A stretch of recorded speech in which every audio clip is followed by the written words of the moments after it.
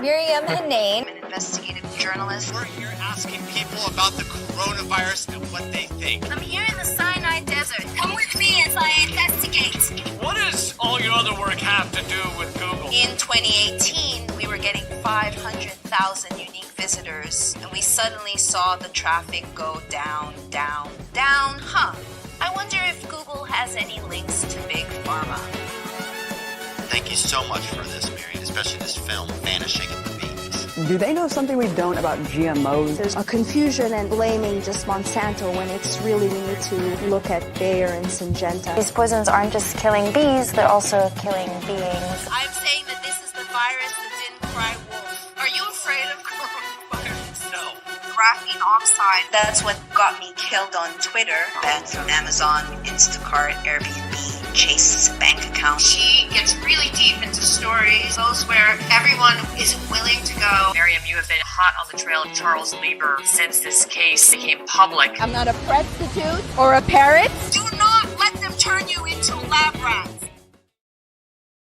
I am Maryam Henein. Welcome to another episode of Truth Lives Here. I took a week off last week, so thank you for joining. And if you are in the house, please like and subscribe. I'm going to bring on Helen of desTroy to chit-chat about the collective unconsciousness and the fall of our world as we know it. So last week, I took a trip to Howie in the Hills and saw Jimmy, who is moderating in the house, and did a 5MEO journey with Yashpal. He's been on my show. He's a medicine man that usually resides in Costa Rica. So I went deeper in this session that I did. Once again, seemed to address physical injuries. So many of you know that when I was 29, I was hit by an SUV and dragged 50 feet. I was hit on my left side. So the medicine, I saw it kind of rewiring and had a lot of nerve tingling.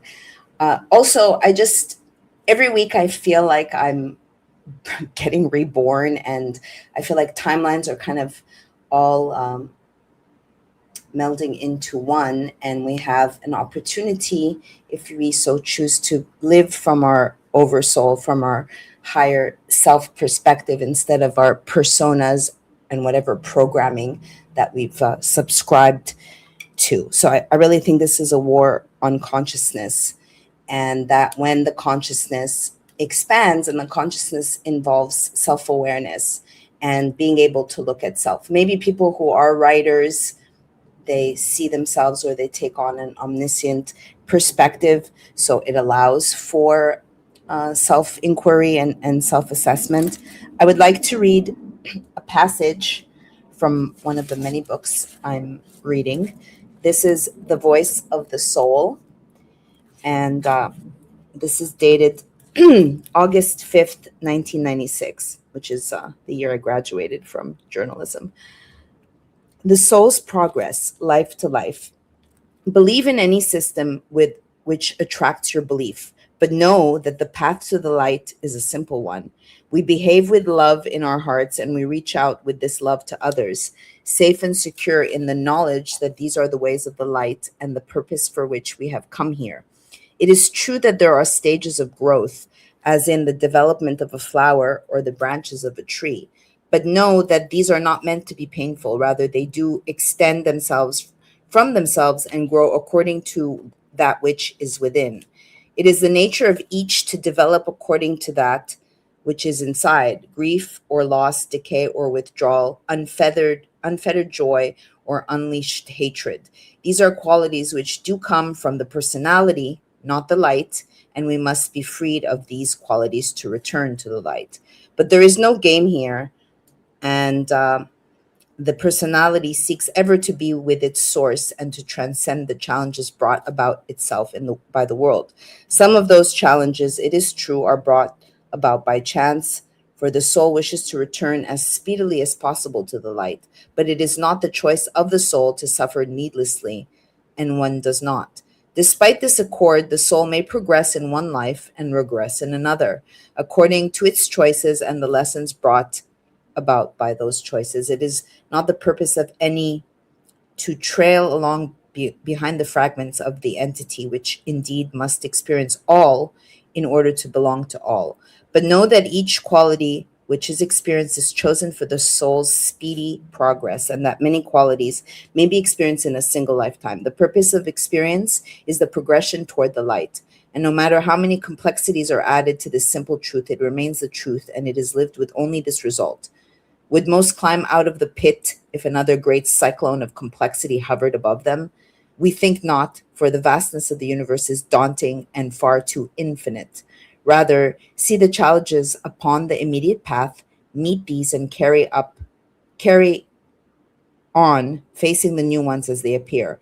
Know always that the light shines bright in the trusting heart, and that love emanates from trust, attracting to the soul that which is needed the most and that which will profit of the soul in the speediest way. Now, okay, this might sound woo-woo and love and light and bullshit, but I believe these solar flares, they do bring information. And if, seek and ye shall find. Very few people are asking the right questions to self-realization. And if, there is this apocalypse, and you acknowledge that reincarnation is a real thing, do you really want to keep on coming back here? You can see in your own life the loops that you've made. So the soul's evolution happens over many lifetimes, is what I believe. Okay, sorry, Helen, that I did my little rant. I want to invite you to the show. Hi. Hi. Hi. So I was listening to your latest video, and you talked about many, many things. I wanted to maybe start off by kind of just acknowledging this nanotech that operated like a virus. And so before I shut up, I want to just read this passage. This is in The Singularity is Near. And in 2020, I looked at all the references to nanotech. And I'll read this, okay. Consider how biology solves each of the design challenges of a Drexler assembler. The ribosome represents both the computer and the construction robot. Life does not use centralized data storage, but provides the entire code to every cell. The ability to restrict the local data storage of the nano-engineered robot to only a small part of the assembly code using the broadcast architecture, particularly when doing self-replication, is one critical way nanotechnology can be engineered to be safer than biology. Life's local data storage is, of course, the DNA strands broken into specific genes on the chromosomes. So then it later says, upgrading the cell nucleus with a nanocomputer and a nanobot. Here's a conceptually simple proposal to overcome all biological pathogens except for prions. Oh, how convenient. Self-replicating pathological proteins. Wow, we can talk about that in a moment. With the I can't believe that everyone didn't catch that the first time. With the advent of a full-scale nanotechnology in the 2020s, we will have the potential to replace biology's genetic information repository in the cell nucleus with a nano-engineered system that would maintain the genetic code and stimulate the actions of RNA, the ribosome, and the other elements of the computer in biology's assembler. A nanocomputer would maintain the genetic code and implement the gene expression algorithms. And then it goes on to talk about gene therapy. Safer than biology. Who knew we could do it better than our own bodies? I mean, that couldn't end poorly in any way. It's not like that's ended poorly every single time it's been tried. Well, what say you in regards to what you were talking about in the video about attacking the hippocampus? And I'm sure you've also seen that people are just like no longer really home. Yeah, they're really not, and it's because their idea of who they are as a person has been supplanted, replaced in some cases, depending on how many booster shots they got, by this this synthetic self that it's basically the final step in the alienation process. They wanted to remove us from our culture, from our surroundings, from our families, and finally remove us from ourselves so they could splice in this other self. And Michael Nell's book, The Indoctrinated Brain, he describes it in a very accurate, like he's a neuroscientist, so he actually knows like the mechanics of the thing. Because I knew they were doing this psychologically, but I didn't realize they were doing this biologically, that they had the technology to do it biologically, that they knew. I mean, they like to present to the public that, oh, the brain is still kind of a black box. We don't really know. And they don't really know the locus of consciousness because consciousness is non-local, hint, hint. But they have at least developed this way to sort of get in the way of the coding of experiences into this self-image that people have. And so you're now, instead of being a product of your own experiences and your own emotional reactions to those experiences, you're a product of whatever the most recent emotional like news report you read, or like the strongest propaganda that you experienced that day. So that's why when you attack the vaccine in front of a vaccinated person, they freak out and they act like you just kicked their dog or assaulted their child or something. And it's really like they've actually gotten people to identify with the program instead of with themselves. They no longer feel that they're being propagandized. They feel like they are the propaganda, and when they hear the broadcast, it's just reinforcing that. So I mean, it's really scary, and I don't know if there's a way to reverse it. I mean, maybe I don't know if there's a way to reverse it. I would need to. I would actually like to talk to Michael Nels about that. Well, I guess it depends, because there were so many different batches and variations to stagger their deaths and conduct a worldwide experiment. I mean, I take informal polls and speak to people, and I'm clairaudient and tap into subtle energies and can tell that there's something missing about self-awareness. Yeah, it's a glitch. It's a glitch. You can see people glitching out when you're trying to like have a conversation with them, and they just don't get it. And it's because they're being stopped from getting it. Their programming is such that they cannot mathematically get it. It's not, even if it seems like it's a relatively simple concept, I don't feel like I'm speaking in terms that are like require an advanced degree to understand or anything like that. Because I don't have an advanced degree of myself. So, but it's just like it doesn't get through that because there's a wall there. Do you notice I'm having a little problem with your audio? Cheese Slice, do you feel that Helen is a little low or muffled? Great. Knew this was going to happen. I'll sit close to the computer. Maybe that'll help. Do you feel that? Cheese Slice, can you chime in? Can everybody hear Helen? It might be the headphones. Really? I don't think so. The headphones would seem to improve it, if anything. Right. Well, it should. Although maybe now that I have the headphones in, you need to turn me up because I'm not being reading back. Can you turn her up? I'm saying you sounded better before you put the headphones in. Is what Really? I'm saying. Okay. Well, I'll take them out, but I don't want to. Okay, let me take them out. Yeah, that is better actually. Is it now? See? So. Talk. Say. Is that better? Yeah, I think so. Okay. Yeah. So we discussed talk about the hippocampus, if you have looked at how it impacts VMA2, and then also not only mentally something's off, but just heart-wise. It's almost like we're the last of the Mohicans as far as a human species. Well, I think that the hippocampal hijacking, as I call it, is being done to sort of provide a bridge to like the AI hive mind that they eventually want to have, because they want to get these kids in the schools with the AI wizards, and then they'll basically, I mean, they've even talked they want to implant the Neuralink like in the womb, basically, so that the kids is born. Oh, they'll be able to do all kinds of cool, crazy stuff with it when they get if they grow up with it. And yeah, the cool, crazy stuff is one person's sort of being a slave species is another. Yeah, but this is the bridge, so it's getting us used to this idea of receiving our instructions from afar, and integrating that with our own perceptions. And I would argue that once they have the implants, they'll be able to just feed us synthetic perceptions all day.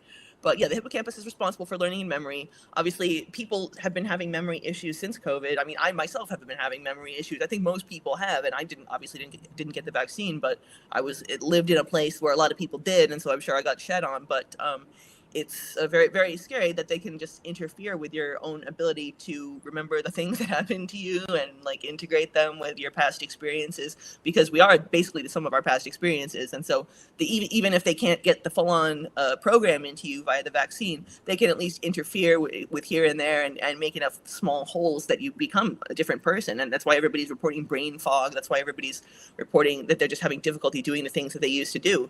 And I mean, the less functional we are as people, the easier it is for them to slide in their own alternate version of the self. And promising, of course, advances. Oh, this will help you do all those things you used to be able to do. It's like, this is why you've got Elon Musk trademarking the word telepathy. This will help you do all the things that you used to do, all the things you should be able to do. Yeah, if we hadn't been completely neurologically handicapped by you guys. One thing I've been kind of mulling over and meditating on, like when I went to do the ceremony, the medicine man is a doctor and has gotten the vaccine and is still watching propaganda.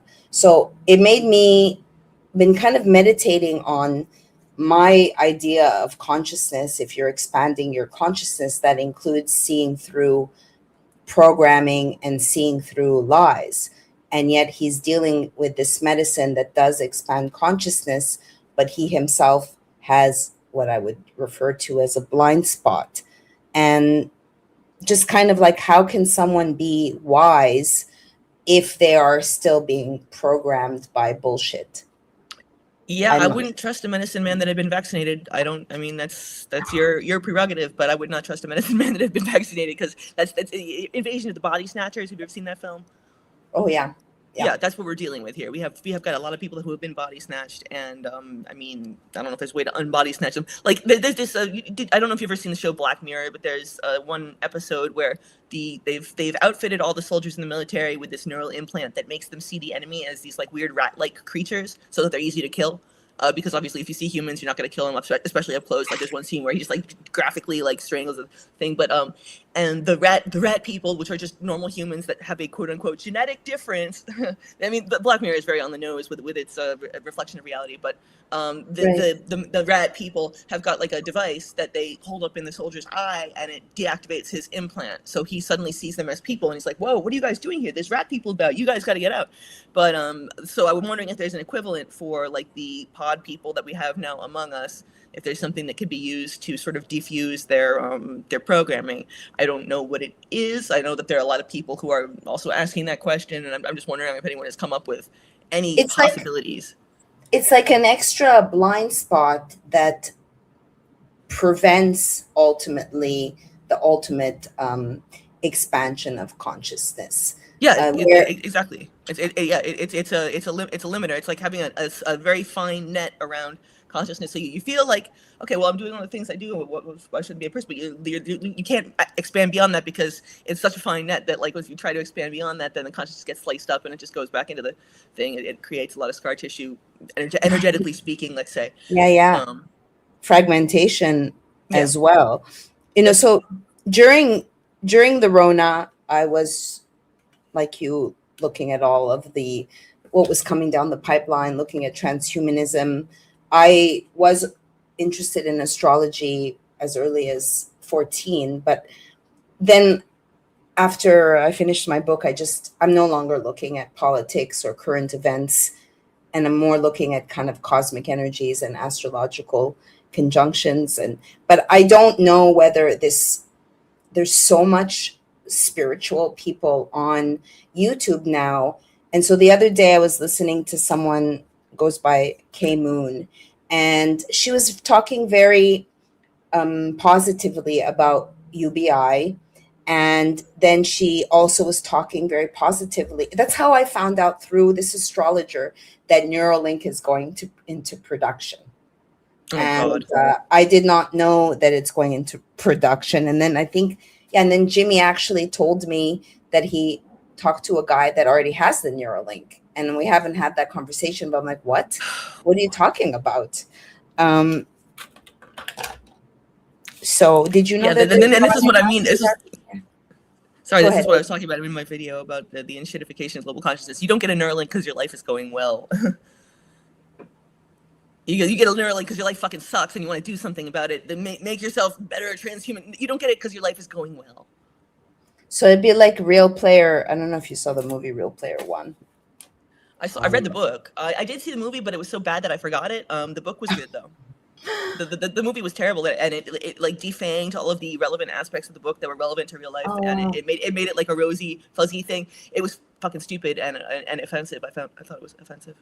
I didn't know that there was a book. So what did you the book think? The book is really good. I recommend the book. It's by Ernest Cline. Is the guy's name Cline? I'll look into it. What did you think of the remake of The Brave New World?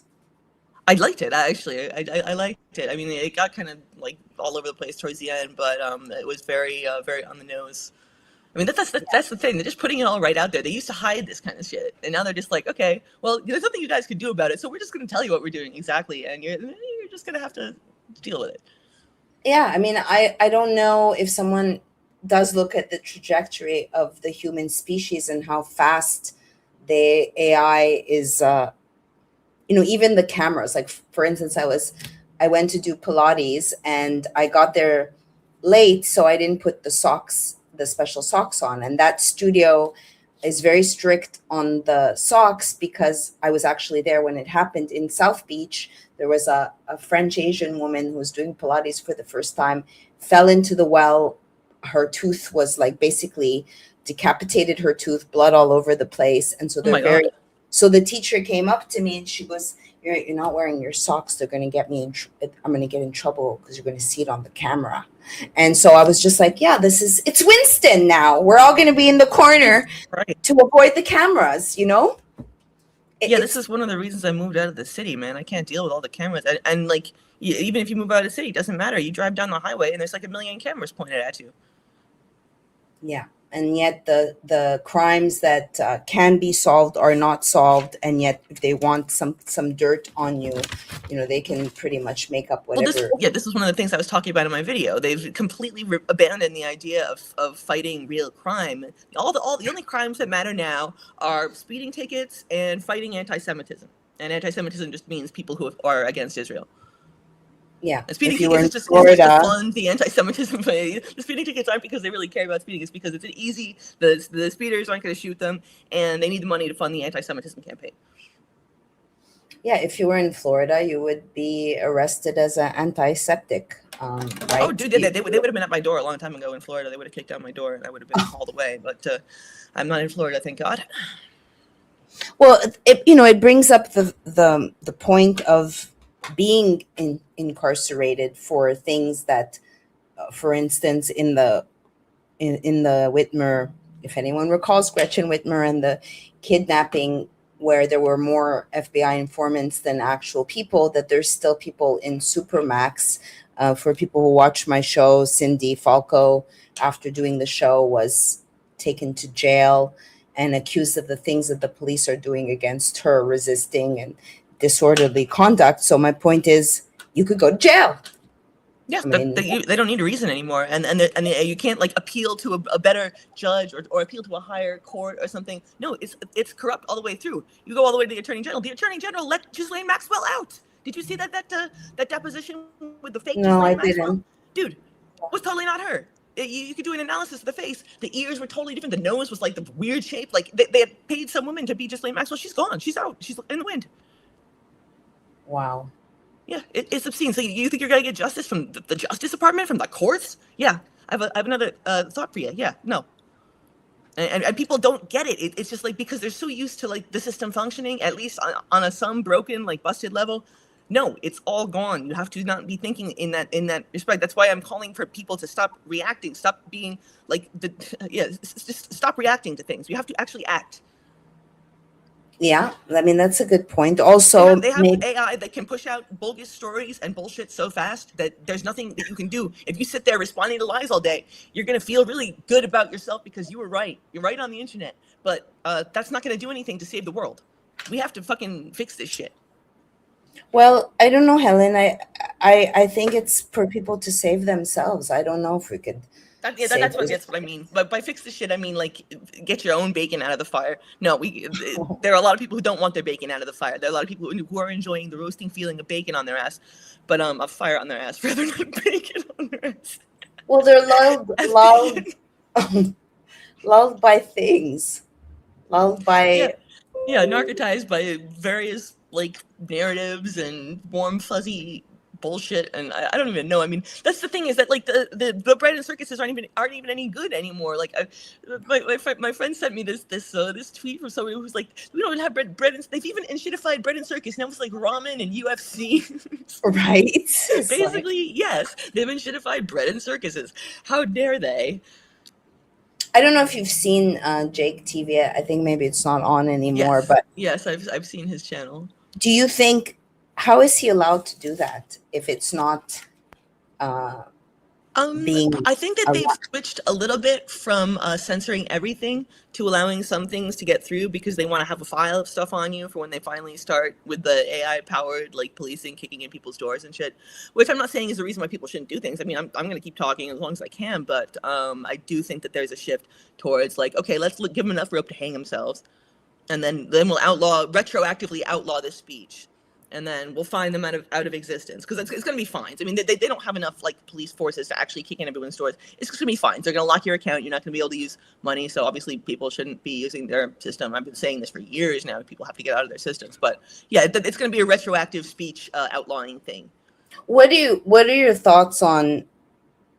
I mean, I believe that I'm targeted, and that there is. You know, I was speaking to someone who also is targeted, saying, you don't understand. I'm like, I do. They don't let me make money. So this whole idea of capping, like you're not allowed to make money. Whereas I have generated millions, and to explain to the regular person that there's some cap. What are your thoughts on that? Oh yeah, I mean, I don't even try to get jobs anymore. Nobody's gonna hire me with my political views, so I kind of gave up on that whole thing. But yeah, you have to find a way to live outside the system. That's the only option. You're not gonna be, if you're trying to work within the system if you have any sort of semblance of a soul or sort of adherence to truth or justice or anything like that. No, they don't need you. You're an impediment to the system. I don't know if last time you were here, well, it hadn't happened, or maybe I've spoken to via text about, so USPS has migrated, like many, to new online. So if you have an online business, you have to get like an API tool, which is basically a string of numbers, and you put it on the back end of your website, and then you'll have live rates from USPS. So this is about 4 months ago. I went to I've been using USPS for just 15 years. I went to enroll Honey Colony, and I couldn't create an account.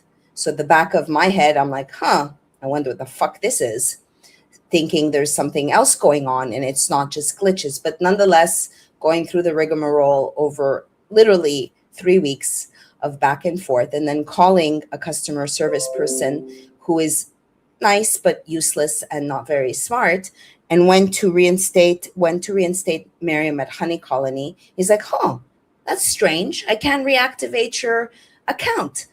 So then, okay, long story, I get a note that says USPS has deemed Honey Colony digitally unsafe. There's nothing you can do.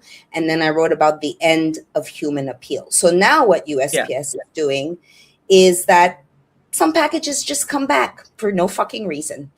I use it as an opportunity to connect with my customers. But yesterday I got a package, no reason, no nothing, called, is this your address? It's your, so I then was told, USPS was started by the Masons. So all of this to say they can fuck with you in very little ways. And I say they tailor their torture to the person. And like you said, the only way is to find alternative ways to exist. Yeah, you gotta get outside the system, because you, like, as you said, you can't appeal to a higher authority. You can't appeal to the management. You can't go, oh well, this system isn't working, please fix it. Well, the bot's not going to fix it if the bot does know how to fix it. And I mean, to try to get tech support from, my internet went out like last week, and I'm trying to get tech support from the bot, and it's just like, oh, there's an outage in your area. Oh really? When will it be fixed? That's all the information we have. Brick wall. Yeah, so I mean, and it's they're testing. I mean, we know they have all the infrastructure in this country backdoored, and because this was Cyber Threat Intelligence League that came out around COVID, run by Unit 8200 vets from Israel, and they just so generously offered to install cybersecurity in all of these vital U.S. infrastructure pieces for free, because they're volunteers and they want to save us from the Russians. So it's like, whenever they want, everything can go dark, and they're testing. This whole area was out for like the better part of a day, and there was no reason. I mean, it wasn't like there was any trees down or anything like that, and I didn't see any trucks around working on it either. So it was just like, okay, let's see what we can do. Let's see what we can get away with, and jacking up rates and stuff, and blaming data centers. And it's like, even if there's no data center around here, my heating bill this winter for 1 month was like $500. And like, I know, it's crazy. That doesn't make any sense. That's not normal, and nobody around here can afford that. So it's like they're just seeing how much they can get away with, and apparently they can get away with a lot, because as I tried to explain in my video, I know it was rather long-winded, but it wasn't. This democracy mind virus, democracy, quote unquote, you got to put the quotes because it's not actual democracy. There's no actual representation. Has conditioned us to sort of sit around waiting to be saved and not actually take matters into our own hands, because we're used to, like, we vote and then maybe something happens down the road. Maybe, I mean, the candidate that we think is good turns out to be bought and paid for, because they don't let anyone get into the race who's not bought and paid for. And right. So we're just conditioned to do this in every aspect of our lives. It's made us into basically raw meat for the parasites. And they are having a feast right now, let me tell you. Yeah, I agree. I had someone recently go, so is it going better for you? And I'm like, yeah, the government decided not to put me on a list anymore. Like, what the fuck are you talking? It's like, as if I'm doing something. You're not positive enough, from those woo-woo idiots. Oh, yeah, I get that all the time. Like, why can't you be more positive? So, I've even made videos, like, making fun of that, but it's just I don't know. You're either on the list or you're not. And at this point, I think if you're not on at least one list, there's probably something wrong with you. Well, you're abiding. I wanted you to talk a little bit about the hive. I do think that they're also doing hive mind. Oh, they're totally doing hive mind. I mean, I saw that video that you sent me. That was crazy. And they're doing that, definitely. You see it. Which one of... on the train, yeah, that was freaky. And I mean, I've seen a little bit of stuff like that, but I've never been targeted specifically by it. But it's enough to just see it in other places. And then it's just dubbed, oh, Maryam doesn't like public transportation. But you saw the footage. It's like, oh yeah, I'll go on the train and be subjected to some hive mind terror. Like, yeah. I would really love if people put 1 year in my shoes, how, like, the nervous breakdowns and the wimpy people that can handle things. Really, that's the thing. There's so many people believe that if it hasn't happened to them, then it's impossible, because that's how the empirical mind works. We don't understand things outside of our experience. So yeah, nobody understands what it's like to end up on the wrong end of the machine. And so people also don't want to admit that there's a world in which such things like that are possible, because that opens a whole can of worms they're not prepared to deal with. A lot of people have played into the system their whole life, or fed into the system, or worked for the system their whole lives, and they don't want to believe that they just wasted their life feeding the evil beast. Yeah, I mean, I've had to reckon with, I chose a career of journalism only to reach a glass ceiling. And I remember seeing recently, I don't know, maybe some months ago, Zach was at an event and he had press on his, and I'm like, yep, as long as you're not a journalist, you could be press. But if you're an actual journalist, you can't. I don't even introduce myself as a journalist if I'm in society and anywhere. I just say I'm a writer, because I don't want to be associated with these motherfuckers. Yeah. It's really like the whole profession has been dragged into the dirt by these scumbags, and I mean it's been in the dirt for a while. I'm not saying that this is a recent thing, but it's just that it's come out into the open that it used to be like they tried to maintain a respectable veneer, and I've talked about this in some of my recent articles and videos. Just that they've leaned into their role as being the villains now. They used to try to pretend to be like respectable and impartial and working for the people, trying to get the story. Right. Now they're just like, yeah, we're bought and paid by big pharma in Israel and all these other scumbags. What are you going to do about it? Right. What are you going to do about it? There's I mean, a lot of jobs other than journalists are becoming obsolete, and there's not a lot of thinking required anymore. And if you do think, it's very much discouraged. I literally had someone say, don't do your own research. Yes, no, there was a whole article in Forbes about don't do your own research that came out during COVID. It was Right. and it was like it wasn't sarcastic or anything like that. It was just don't do your own research. You don't have you're not a journalist, you're not a scientist, you don't have the brain cells to do this difficult job. And it's like, dude, seriously, you type it into a search engine. Although typing things into search engines is apparently going the way of the dodo, like Google trying to force their AI search down people's throat. I saw in your intro you have a clip where you're talking about Google cutting off your traffic in like 2018 or whenever they did that whole thing. But now it's like it's even more so because they're cutting off. Nobody's getting web traffic anymore. Everybody's just using the AI search, and the AI search not only totally misrepresents the content of the websites that it mines, but they've done like studies, and it's like statistically much more likely to bring up A, Wikipedia, and B, .gov websites. So you're going to get all your information from Wikipedia and the government, which is basically you're going to get all your information from the government because we all know what Wikipedia is. So that in and of itself is obscene, and like people need to stop using Google completely. I mean, I know it's hard because you're going to have to go into the settings of your browser and change it so that the default search engine is not Google. Literally, you could use I don't know if Brave uses AI in their search. I don't use Brave search, but Yandex, you can use DuckDuckGo has a no AI search. But the problem is that so many people are still using Google that the search share is still like 98%. So those websites are getting cut off from traffic. Those websites are getting cut up from the income and their views. It's like this is the controlled demolition of the internet we're looking at here. The website, the archivers like archive.org, we talked about that I think last time, was down mysteriously for no reason. Oh, Palestinian hackers. Yeah, there's so much internet in Gaza, those Palestinian hackers, fucking idiots. But and then now archive.is is now no longer working. You have to scan a QR code to get past their CAPTCHA. Yeah, Really? Who's doing that shit? What? So and then that's Google also. Actually, the QR code scan CAPTCHAs, Google that operates the CAPTCHAs for those the things you have to do to prove you're not AI or whatever. They've changed it from like solve this puzzle to scan this QR code. Sorry, no. Do you use Yandex ever? Yeah, I use Yandex all the time. That's my default search engine. Yeah. Yeah, I mean, it's not good for everything. If you're trying to do like local stuff, if you're trying to find like what's a good falafel place in such and such town, Yandex is not going to help you. But for other stuff, it's certainly better than Google, better than DuckDuckGo in a lot of cases. Yeah. I find though that on the most part, like I realize like I'm like a MacGyver and resourceful, and I don't think that people's go-to is to like figure it out. No, of course it's not. It's people's go-to is to eat the slop they're served, and that's unfortunate. I mean, we need to get out of that mindset completely. That's the worst of the being reactive. I mean, being reactive has gotten us into this mess. We have to change tactics if we want to get out of it.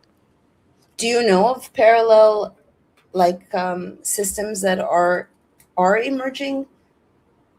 If they are, they wouldn't be publicly announcing themselves. So that would be, I mean, that's the whole thing. You gotta like ask around your community, and if you don't see anything, then try to get into something yourself.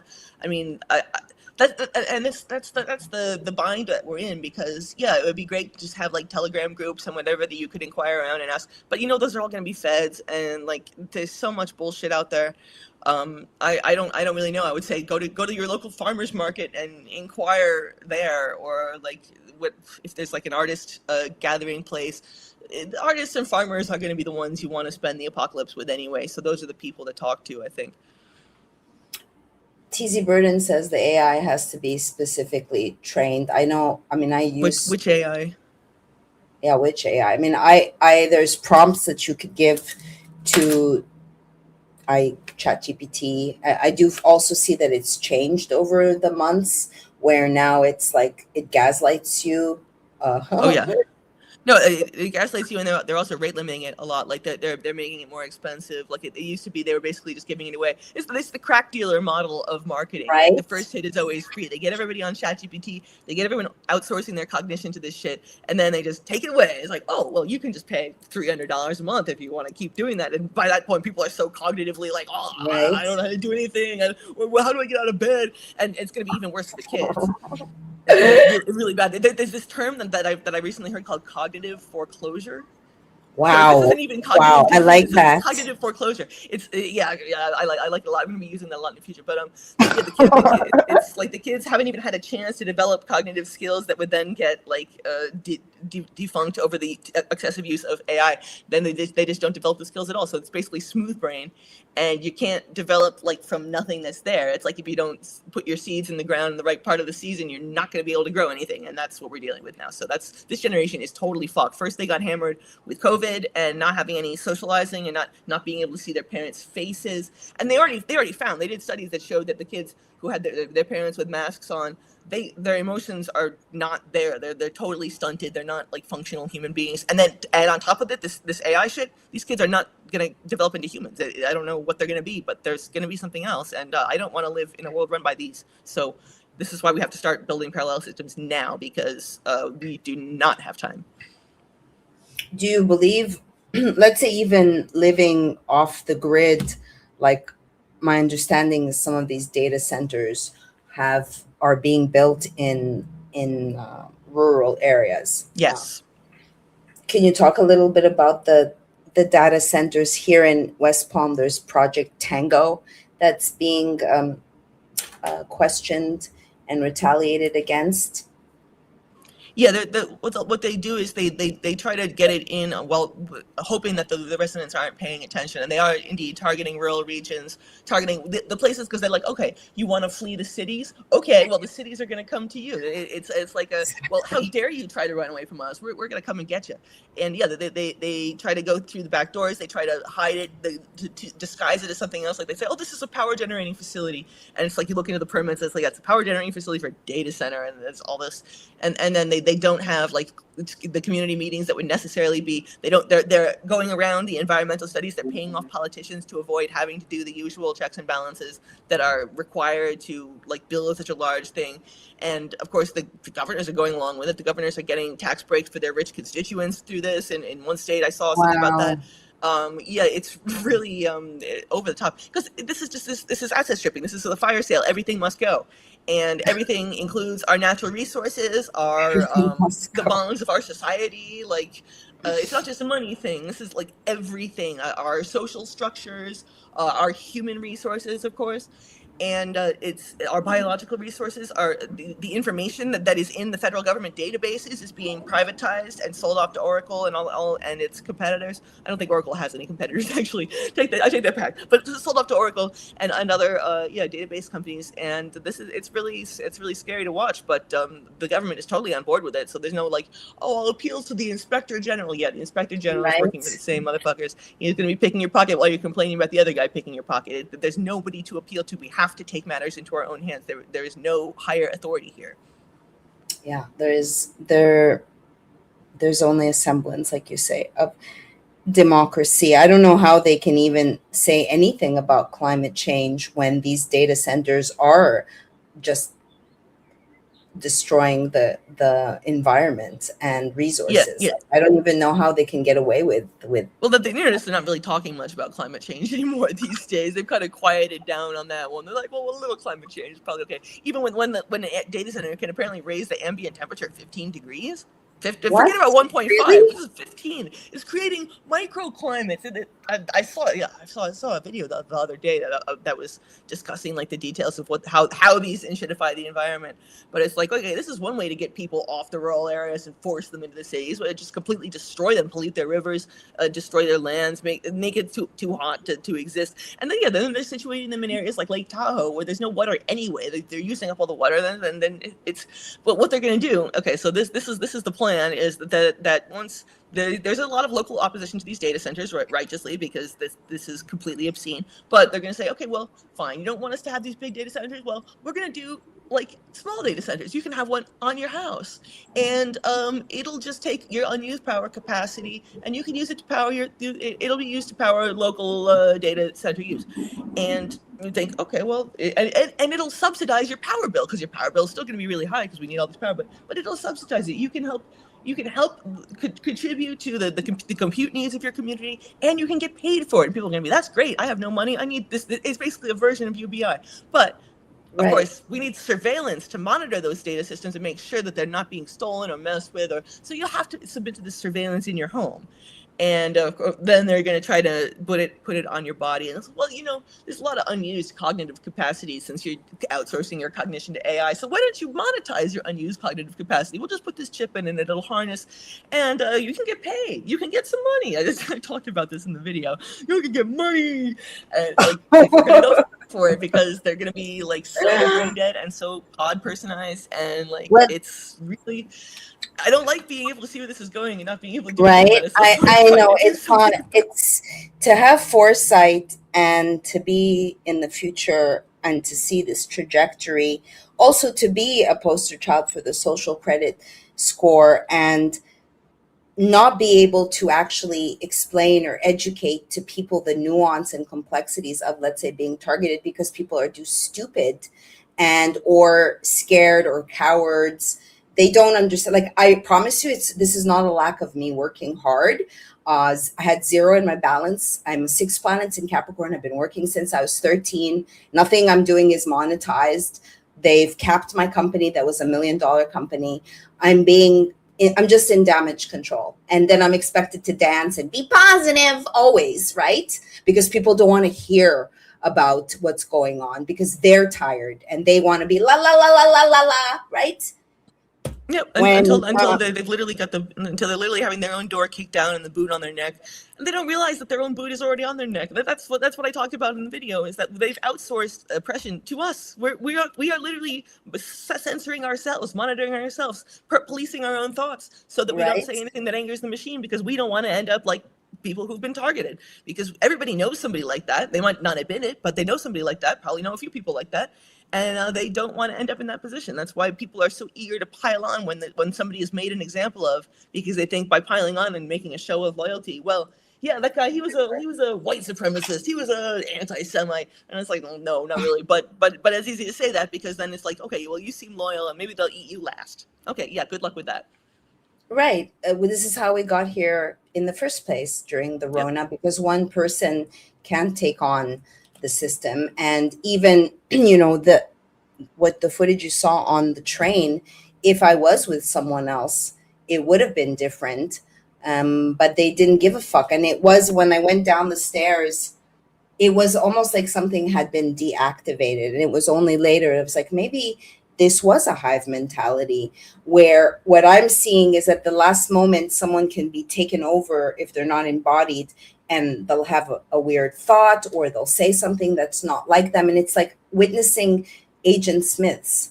And yeah, that's what I was just thinking when you were talking about that. Yeah, it's very much like the Matrix, and that's why I'm concerned about the decentralized data centers. I really do think that that's going to be the ultimate end of that trajectory, is that you become the battery for your own little mini Panslopticon.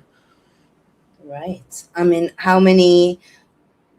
What do you think? 5 years? 10 years? 2 years? I've learned not to put a year thing on this, because like I predicted the US was going to collapse in 5 years, and it's still here. So I don't like being wrong, but all the things I predicted are now happening that I said were going to happen a couple of years ago. So I don't know exactly when it's going to be. I know that they're trying to speed run it, and because they feel like they don't have a lot of time either. Like there's still a possibility that things could go either way, even though they're acting like it's all in the bag and it's a foregone conclusion. That's part of their magic spell, basically, is to make it seem like this is inevitable, and then try to get us to believe that, because then they can use that belief to fuel their process, and it becomes a feedback loop, and we need to interfere with that feedback loop.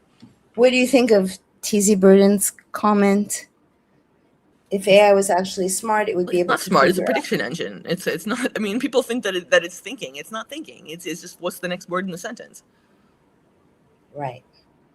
And I don't know why that's so hard for people to understand, but for some reason, people really want to believe that it's sentient. And Right. the LLM model. I mean, unless they come up with new types of AI that they aren't telling us about, or that we aren't familiar with. But I know people who are in full on AI psychosis right now, believing they're talking to a sentient entity, and they'll send me these long conversations that they have with it, and it's like, dude, you are literally talking to yourself in a mirror.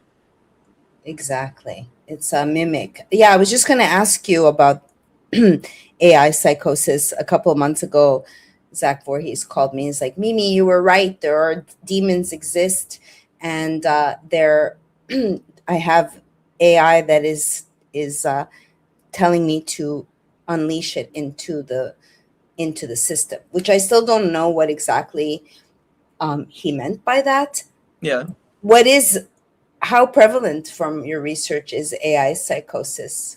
I have no idea. I don't think there's any real estimates of how prevalent it is, because obviously people who are in it aren't going to go around telling people that they're in it, and they'll deny it, or they say, no, I'm the one who's having these conversations that's not in psychosis. Like, yeah, every psychotic person thinks that they're not in psychosis. That's the whole point.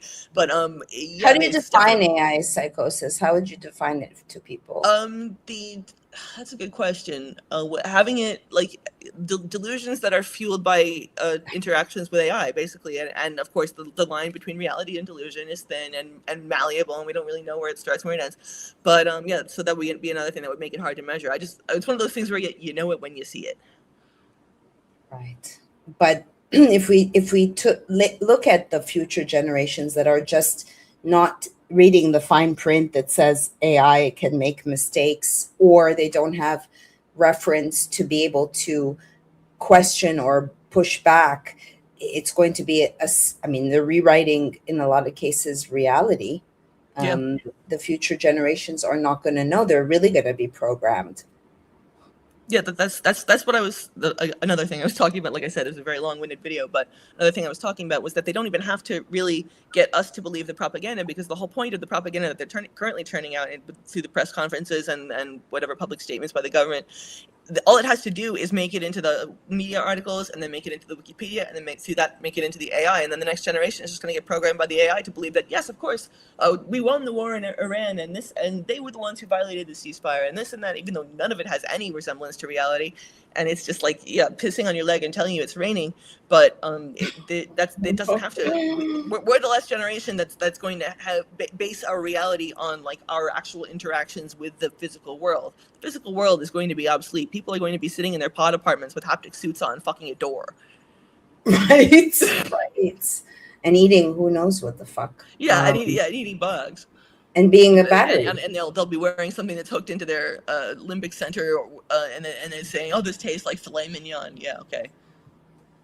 Yeah, I don't know if I shared with you my theory about entities and demons and the ventilators. So I believe now in retrospect that the ventilators were an experiment to keep people mechanically alive and turned into batteries. And if you do die, ideally, as you evolve your soul, I think you can die consciously. So if you do die on a miasma of swirling sedatives, you could argue that you're in the bardo and you're going to glom on to something because you don't know what the fuck is going on. I mean, that's my kind of theory, because I do think there's more demons and entities, but of course I can't prove it. What are your thoughts on CERN shutting down at the end of the month?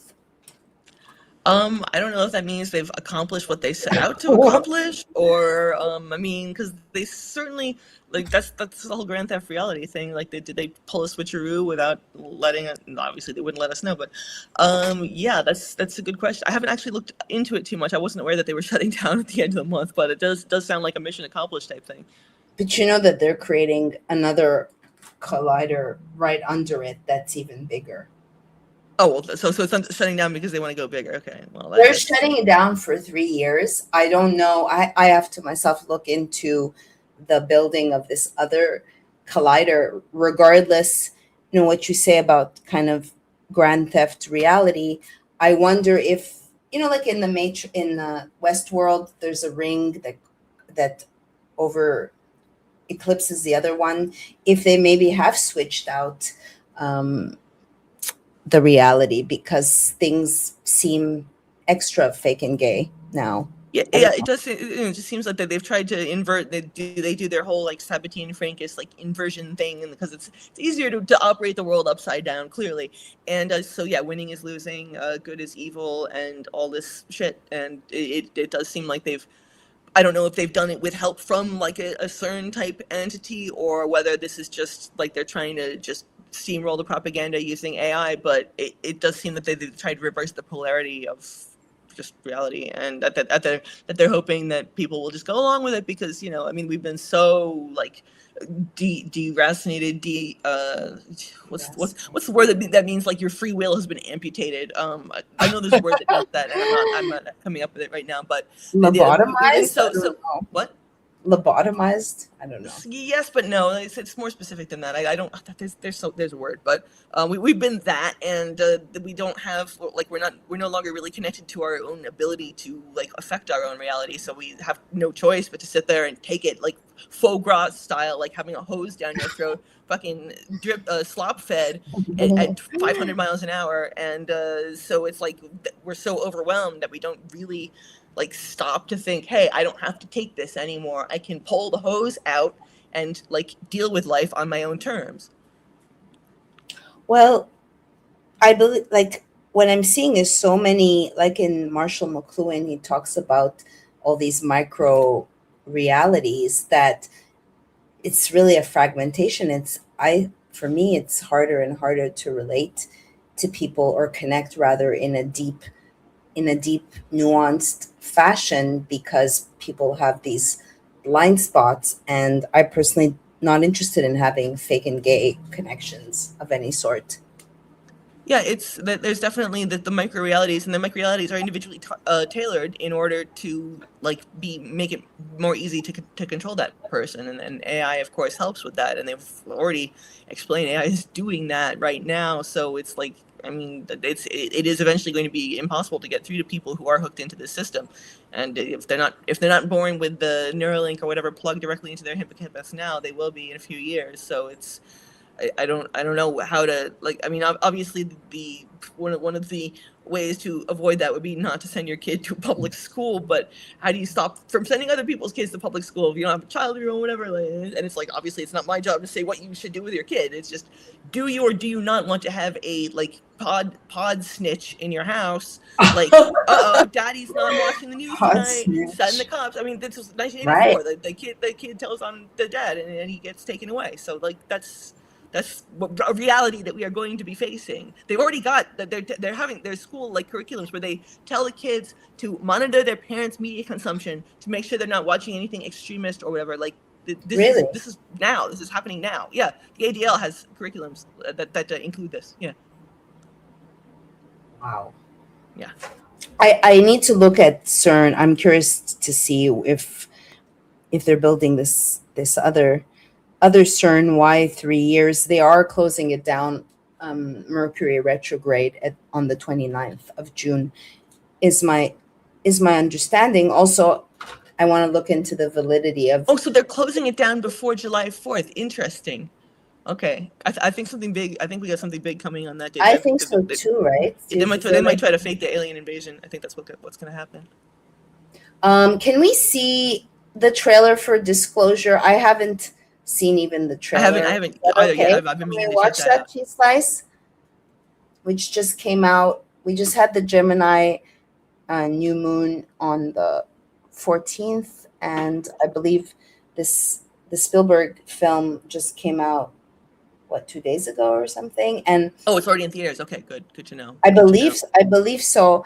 And I don't know if you've heard of Tom Althouse, but he's been on the show talking about how they stole the Matrix script from him, and the hell that he's gone through, and how subtle the targeting has been. For instance, putting subtle references in the film as an FU to him. Subtle references to what? To him personally, or? Yeah, to him personally. Like, for instance, Neo's birth date is his birth date. Just little references. Are you pulling it up, Cheese Slice? Are we allowed to show it? I can't hear you.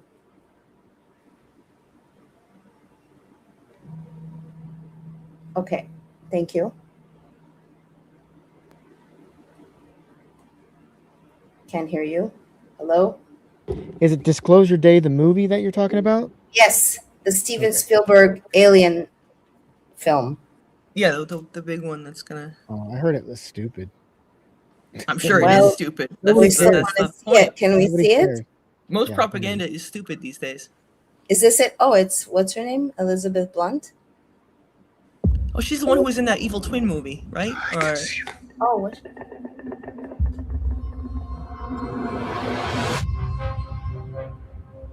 I am much more inclined now than I was when I made Close Encounters to really believe that we're not the only intelligent civilization in the universe. This isn't the trailer. Some commentary. Oh, What did you steal?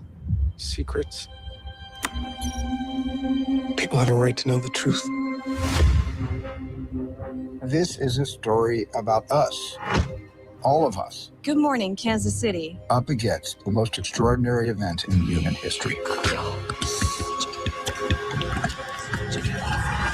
What's happening to me?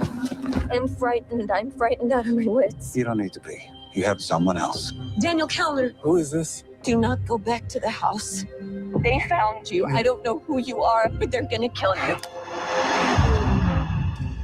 The human race cannot accept what we know. We need to stop it any way we can. What am I doing? What am I doing? What am I doing? What am I doing? This 79-year cover-up of the truth has to end. We're interrupting our coverage. How will disclosure change us? I believe for the better. It will remind us of our capacity for empathy and that there is something bigger out there than just ourselves.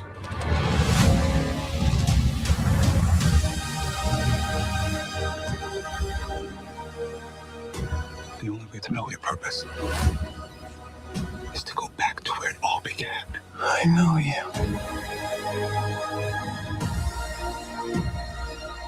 I know you do.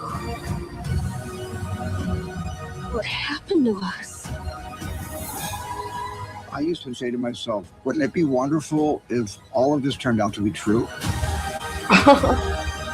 I'm now thinking, wouldn't it be wonderful for people to know all of this is true? All the subtlety of a sledgehammer to the face. right? He's not a good guy. No, he's an evil piece of shit. They all are. It's an interesting all the films that he's Disclosure Day made, from E.T. to yeah. Well, Yeah. I'm sure there's a lot of predictive programming little tidbits in there. Oh yeah, and like I said, all the subtlety of a sledgehammer to the face. Oh, it is true. Well, gee, I wonder what he really thinks. Right.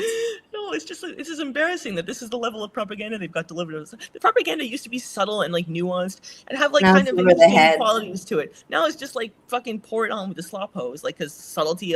They've degraded our consciousness to such a level that we can't even like understand subtlety or grasp subtlety.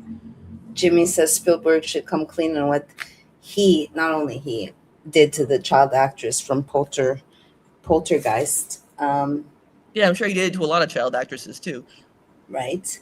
And then Whimsy Quest says, imagine how many books and or films made by real people on these topics. Well, a lot of topics, like my book, that is still being sold by arguably a Fed, despite 2 cease and desist letters. Arguably? Well, I'm being... Dude's a Fed, man. I mean, it's pretty obvious at this point. Come on. So I sent 2 emails, and then I sent a certified letter, and then Dave called me, and then I got the download. Oh, he wants to keep it on the phone. And so I wrote to him with someone in CC as a witness and said, I'm open to speaking to you on the phone, but could you address like how many copies you've sold of my book? And then said to Ken, who was actually on my show, Ken Schwartz, who helped me put the book out, you better run, Ken. She's crazy. Like engaging in an ad hominem attack, a 65-year-old man. It's like still being sold. So if they spelled my name wrong in my own book and I get whacked, and then it's like, oh, look, journalist, director of Vanishing of the Bees. So yeah, this would be Tucker Carlson, Russell Brand, Bill Maher. They know this book exists. They know a movie exists. And I'm not being allowed to go even on shows to sell the book that I only worked on for 5 years. Why are you being not allowed to go on shows? Well, people will not have me on the show. Like for instance, Mel K. Remember me, Mel? She's down the street. She won't have me on. Why? Why I thought won't you people had have something to me? do with Dave. I thought you said No. you had something to do with Dave. No, the publicist that I was working on said people are uniquely afraid of this book.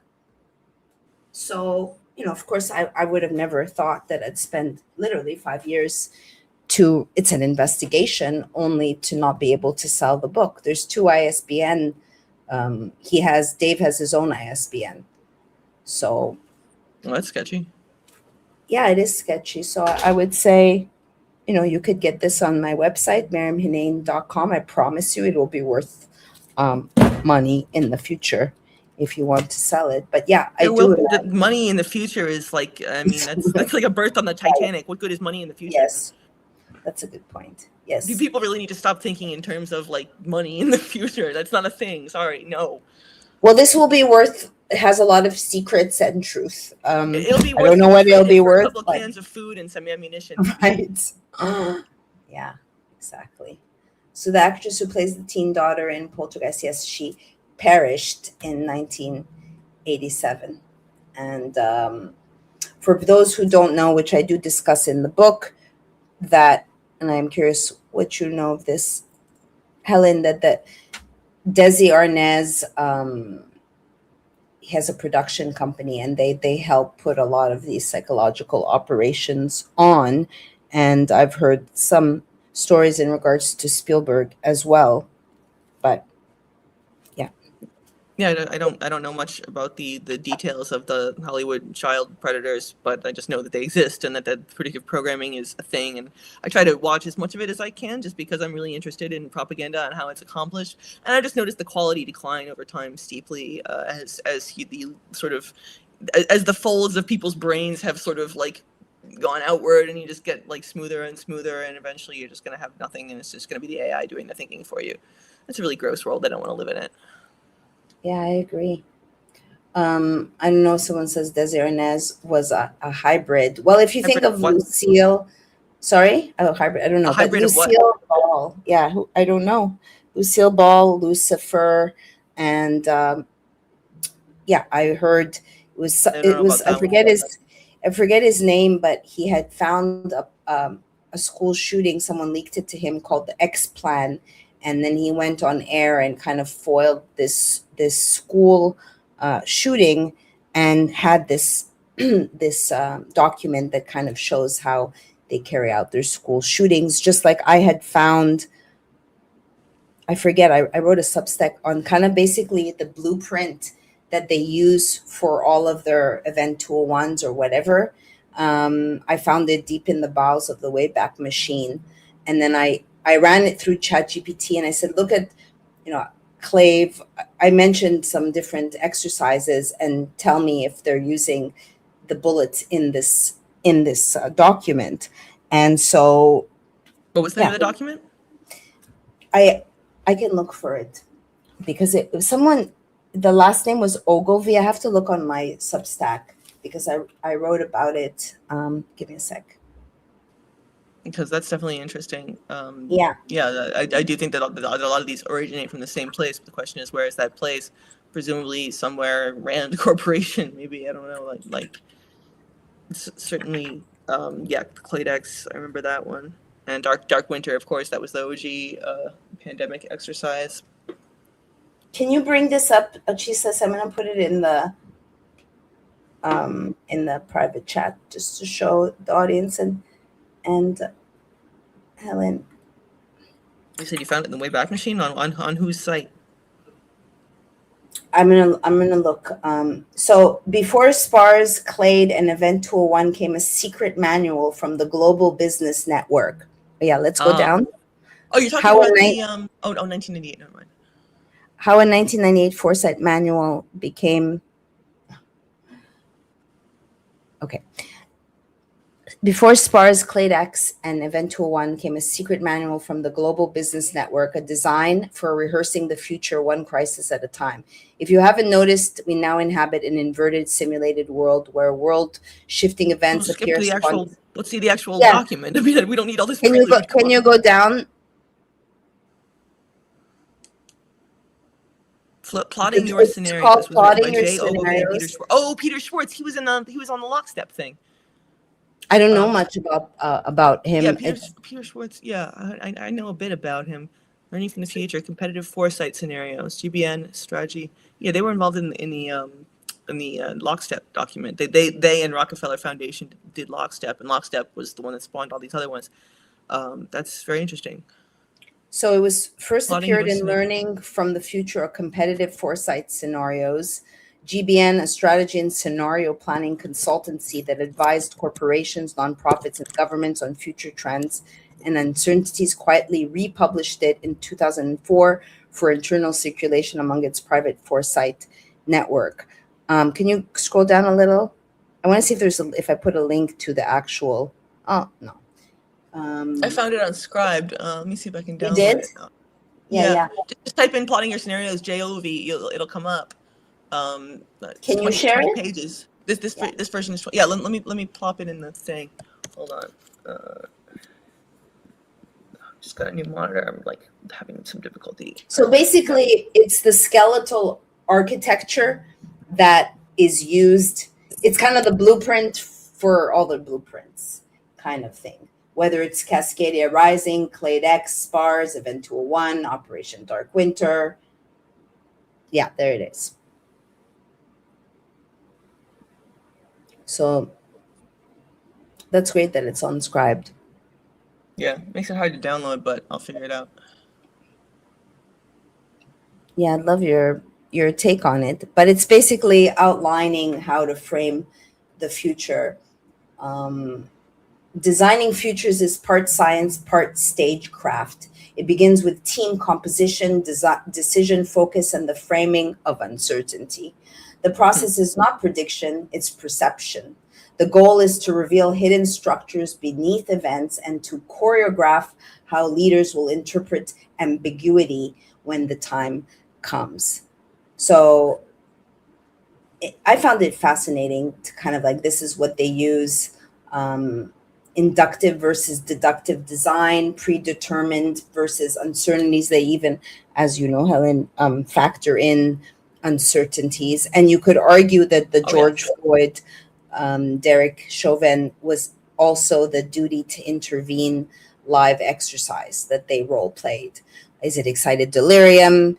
Is it should we load and go? The fact that a lot of the participants happened to be rookies, whether it was the firefighter rookie or Thomas Lane and Alexander Kang that were on the third and fourth day of the job. And there was also they love to have people who don't know what they're doing. Those are the best ones. That's why they put all these young global leaders they get in through the World Economic Forum. They put them in positions of power, then they drop a pandemic on them.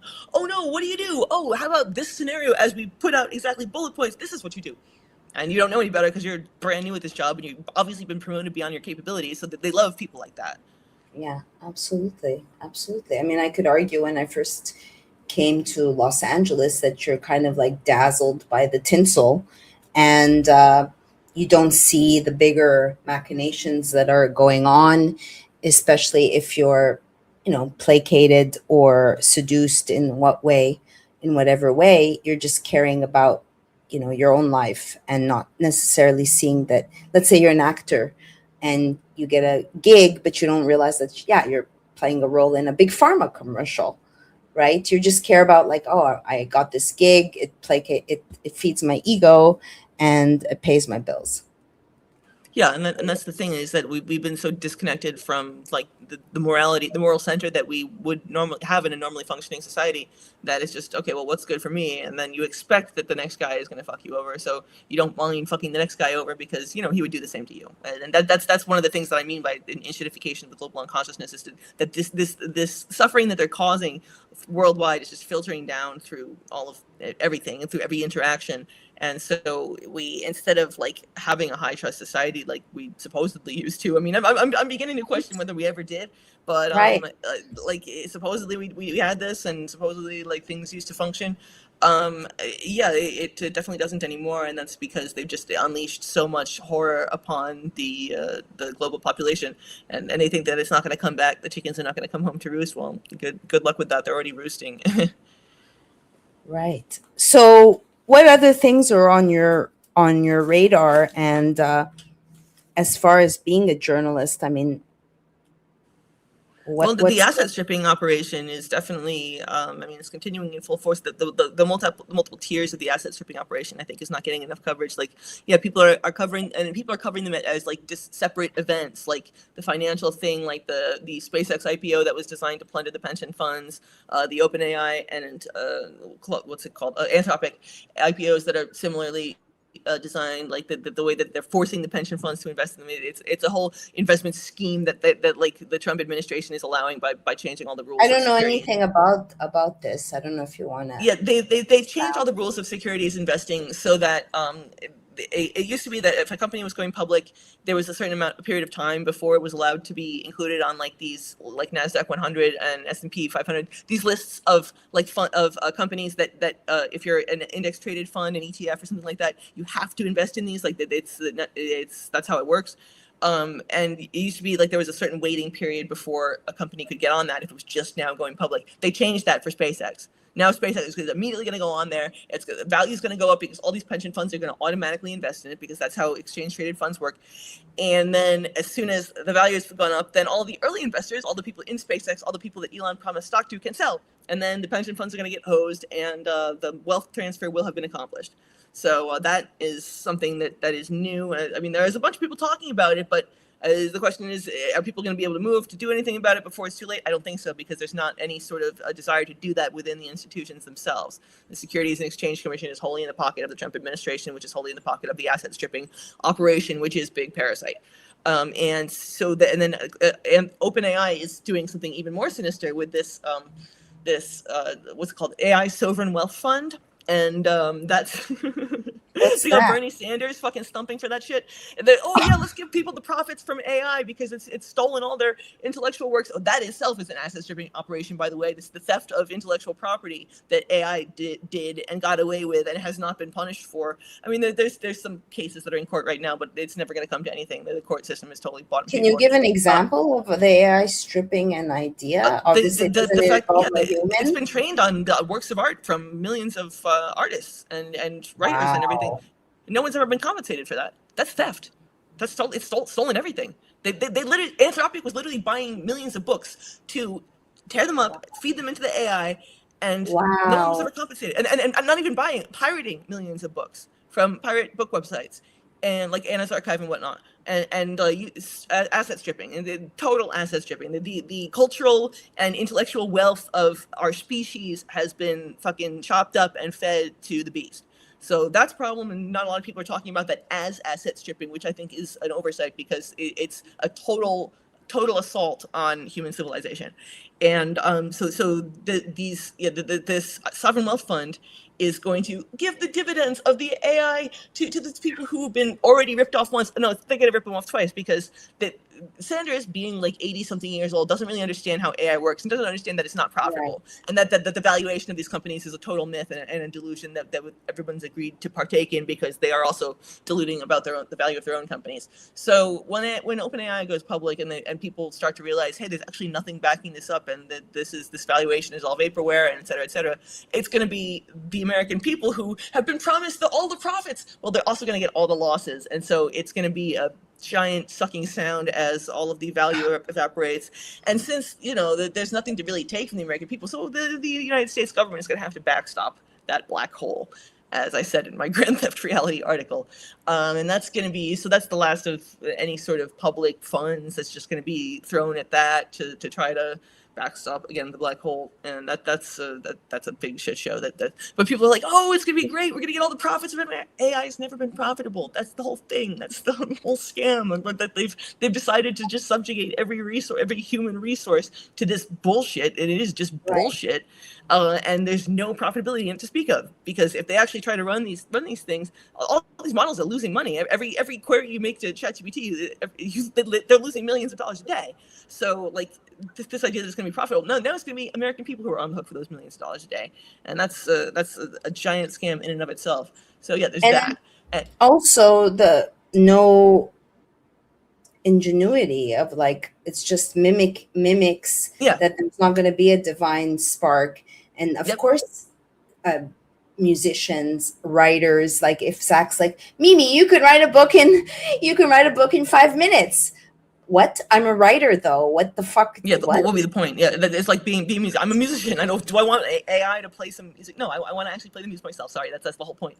But yeah, that's another thing, is that like, since it's going to be AI feeding on itself constantly, like the perplexity, they call it, of outputs, the distance from the center is going to diminish gradually, and it's just going to be the heat death of the epistemological universe. Everything is going to be the same. They're already noticing that like the variation of writing is diminishing significantly. Like the U.S. Army did a study on Wikipedia that showed that the variation is diminishing like so quickly, even though Wikipedia pretends that there's no AI involved.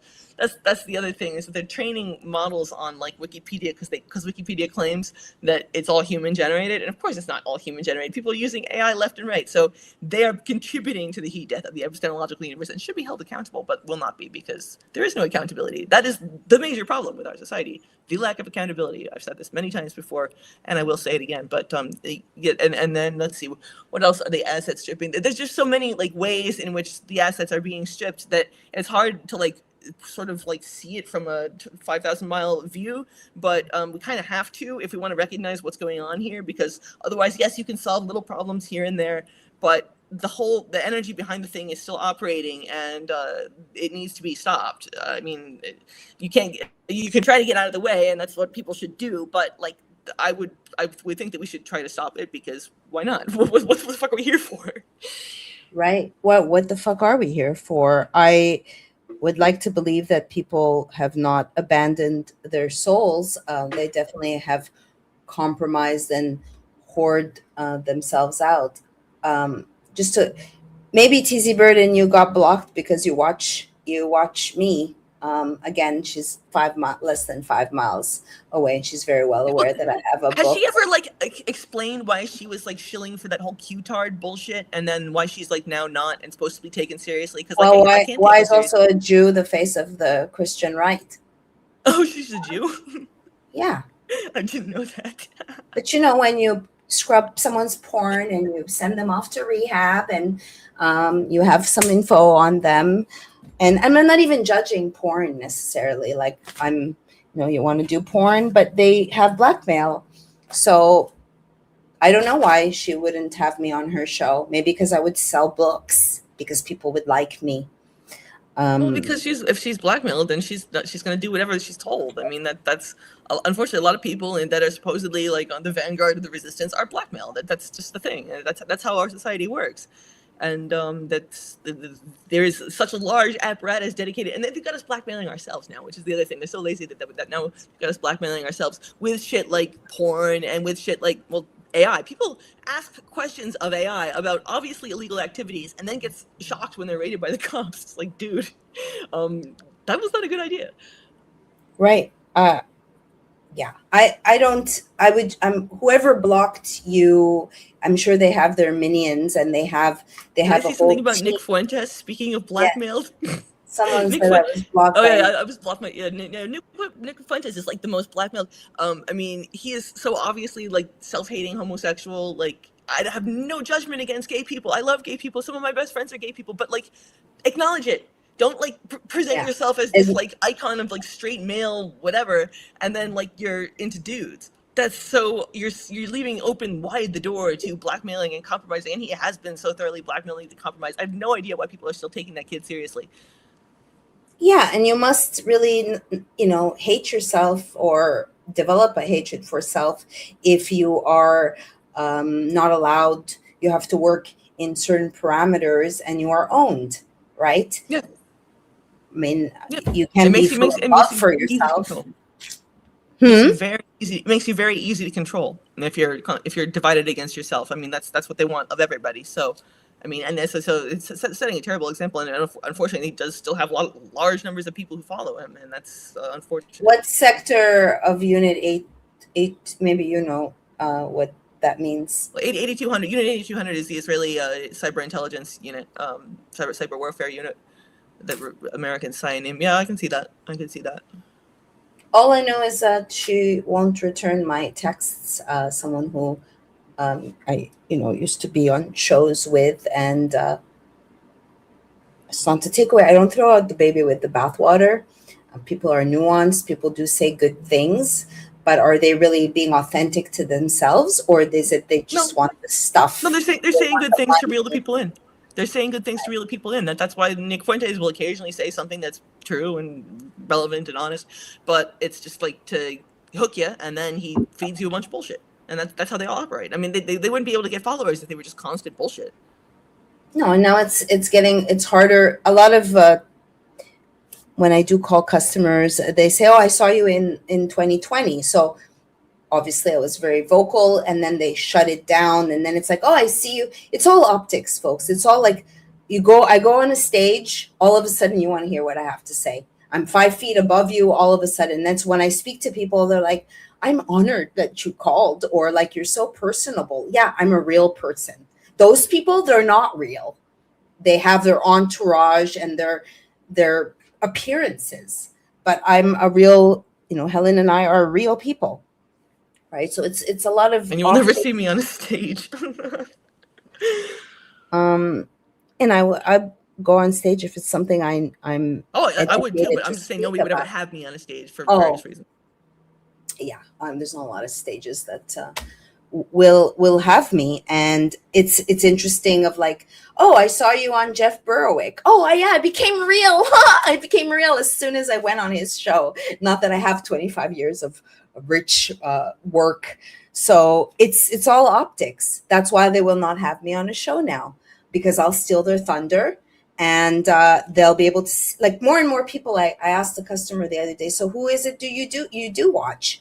"Oh, Nino Rodriguez." "Oh, okay. He's the beacon of your truth." I don't Conservative, whatever. That will also not have me on his YouTube channel. So it's not to talk shit about others. It's just authenticity and acknowledging that people will do things in order to make sure that they put money on their table and buy their stuff. And that when you don't do that, for me, at 53 years old, with my IQ, my degrees, my work, to have zero in my bank account when I'm working all the time, is like, I know that there's a plot to keep me, to not make money. So I don't know quite what the solution is. I really don't, because I'm not about to. I wish I knew. I wish I could give you a solution, because I think that that's going to be the problem facing us all. And I've basically taken a vow of poverty because I'm never going to be able to make money, and I've made my peace with that. But it would be nice to be able to make money. Yes. Yeah. If anyone wants to give donation, I would be very grateful. I don't know. I don't know if you get donations, but it's like I don't get donations anymore. I don't. Just we give our time. Sometimes people subscribe to my Substack, which I always appreciate, but that's about it. My Substack has gone down 24%. I could see every month they're just whittling me down. And then it's like I really resent people who are like, "Give me more positive." No, fuck you. I'm not negative. I'm be able to see that I'm being thwarted, right? That I'm working, but it's not making ends meet. So that is scary when you don't have, what am I going to do? I'd be happy to go dance. I even looked into like going to, but you have to have a permit, and you have to wear the stripper outfit, the stilettos, and it's like, "Oh, copy and paste, this is the program," which I'm never going to do that.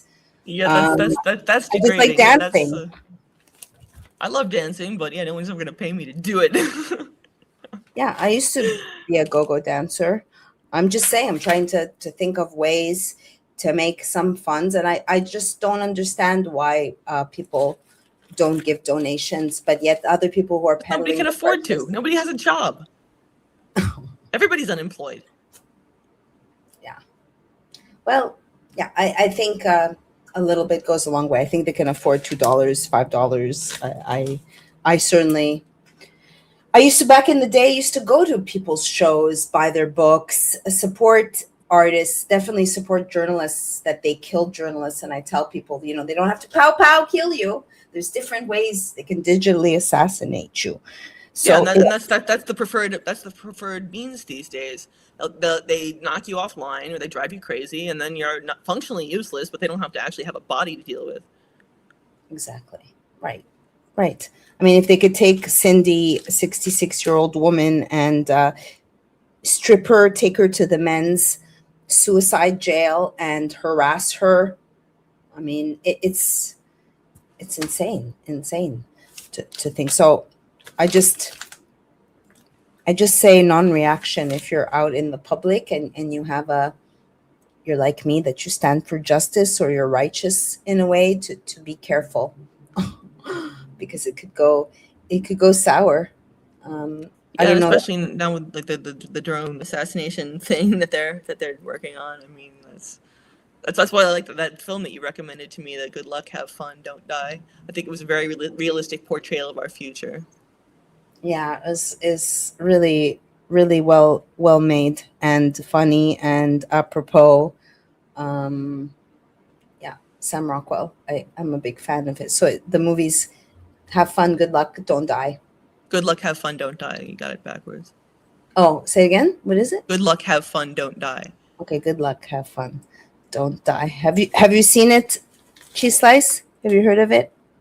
I could recommend people. I think it's on YouTube. So it's on your favorite torrent site, man. I mean, stop paying for shit. We can't afford it. Oh yeah. I'm sure. Yeah, rip it. That's what I'm gonna do with Disclosure Day. Although I probably shouldn't say that out loud.